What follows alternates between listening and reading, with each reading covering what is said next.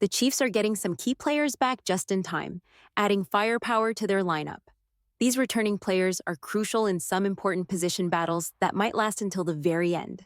Let's dive into those matchups and check out the highlights and standouts from today's practice at camp. Today was a light practice, focusing on strategy rather than contact. The team cycled through 10 offensive plays, 10 defensive plays, and spent 10 minutes on special teams. There were also 11 on 11, 7 on 7, and 9 on 7 drills. We saw the first team offense face off against the second team defense and vice versa. It was a day for mental exercises, where the defense presented the offense with specific looks to prepare for upcoming challenges. This was all before they ramp up for more intense, padded practices. A surprising guest at today's practice was former Raiders head coach John Gruden. He was seen wearing Chiefs gear while hanging out with Andy Reid and the team. Gruden had to resign in the middle of the 2021 season due to some controversial emails he had sent in previous years coming to light. Seeing him in Chiefs colors was unexpected, but he and Andy Reid have history, having worked together with the Packers in the 90s. This doesn't necessarily mean he's joining the coaching staff, but it was definitely worth mentioning. Moving on to injury updates, several players did not practice today. Linebacker Nick Bolton is out with an elbow injury, wide receiver kadarius Toney has an ankle issue, and cornerback Kelvin Joseph is dealing with a hamstring problem. Additionally, safety Justyn Reid, defensive tackle Derek Noddy, and defensive end Charles Omenihu are still on the physically unable to perform PUP list. Defensive end BJ Thompson is also on the non-football injury NFI list after a health scare in June. However, some of these players were seen working on the sidelines. For example, Noddy was tossing around a medicine ball, Toney was jogging on a big mat, and Joseph was doing high knees while pulling a sled. Noddy looked particularly good, so there's hope he might return from the PUP list soon. A new name on the injury report is Jiren Hayek, who is dealing with a shoulder injury. It's unclear how serious it is, but hopefully it's minor and he'll be back on the field soon. On a positive note, some players made a welcome return today. Offensive lineman Wanya Morris, who left Friday's practice early with a shoulder issue, was back with the second-team offense as the left tackle. Kingsley Swamataya continued to be the first-team left tackle. Joe Thuney participated in drills at left guard, but during team exercises, Mike Sendo worked at left guard next to Kingsley with the first-team offense.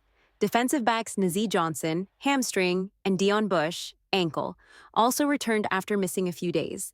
Johnson was out a little longer than expected, but it's great to see him back in action. Nazee Johnson is competing for the cornerback 2 spot, so seeing him back on the field is a welcome sight. Another cornerback in the mix for that position is Jaylen Watson. He returned from the PUP list last week, wearing a yellow no-contact jersey on Friday, but today he was able to practice without it. Both Nazee and Jaylen were working with the second-team defense, while Joshua Williams and Trent McDuffie were with the first team.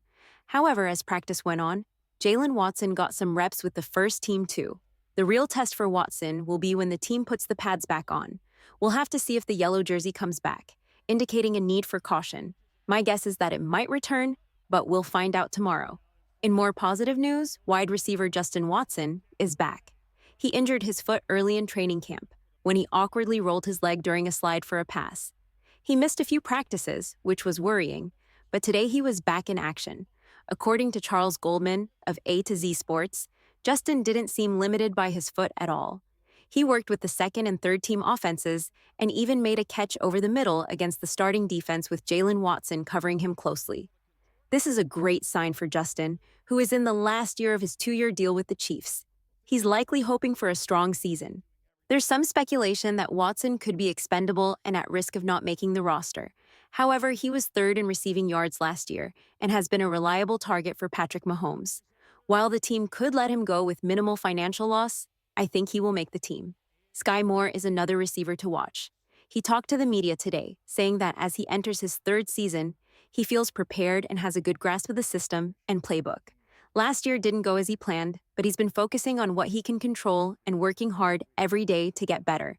Skyy ended last season injured and dealt with that before going on IR, so he's been strengthening his body and improving his flexibility to prevent future injuries. He believes the Chiefs' wide receiver group is one of the best in the league, with a lot of talent and different types of players. Skyy is eager to start the season, and with his great attitude and support from teammates and coaches, hopefully, he can prove he belongs on the roster. Nico Remigio is another player trying to secure a spot on the 53-man roster this year. He was impressing everyone at training camp last year before injuring his shoulder and ending up on IR. This year, he's once again making plays and stepping up when needed. Today he had the catch of the day, grabbing a deep pass in double coverage. He made a nice adjustment to the ball at the last second, maintained possession despite a bobble, and ran it into the end zone. This was against the starting defense, showing he's ready to compete at a high level. Nico Remigio made an impressive play today, getting more time with the first-team offense.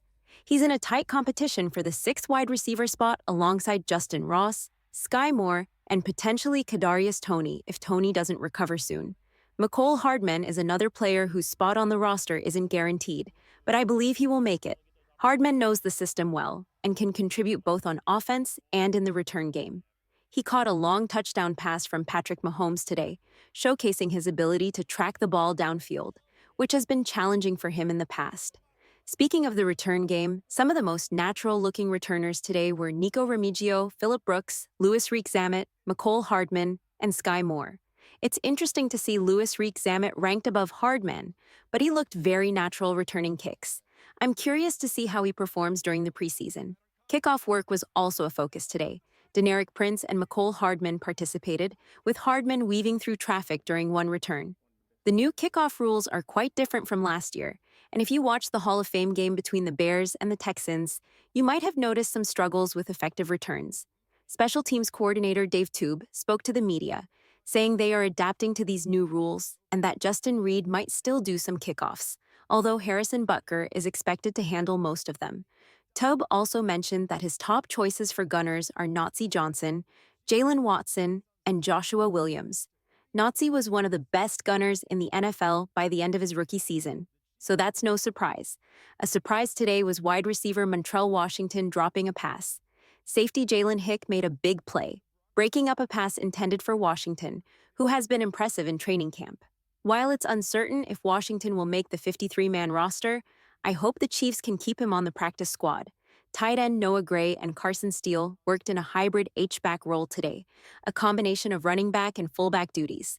Noah Gray is more of a fullback tight end hybrid, with Deneric Prince getting many of the second-team running back reps.